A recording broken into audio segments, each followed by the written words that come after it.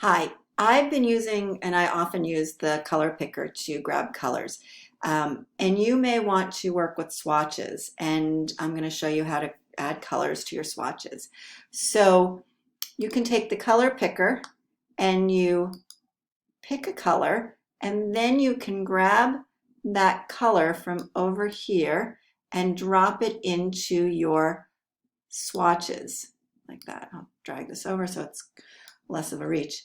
So then I can grab a lighter pink and drag over, and I can grab maybe this purplish color here and drag that over.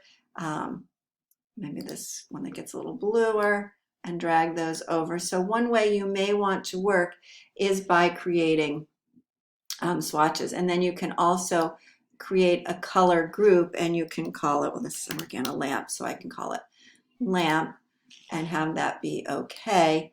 And so then I can move these colors into this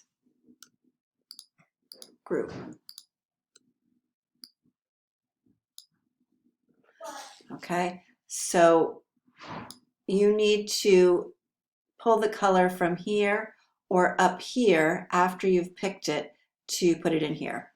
You can also go in and manually create a color. So if I have a want it to be a certain percentage of CMYK, then I've created that color, and again I can go and whoops, drag it into here. Actually, I went up here, so I can delete a color as well, and you can go in here and change these colors as well. So once you've got a color, say you want it to be a little bluer, you can go in, I double clicked it and I added some blue and I say okay, and so it has adjusted that color.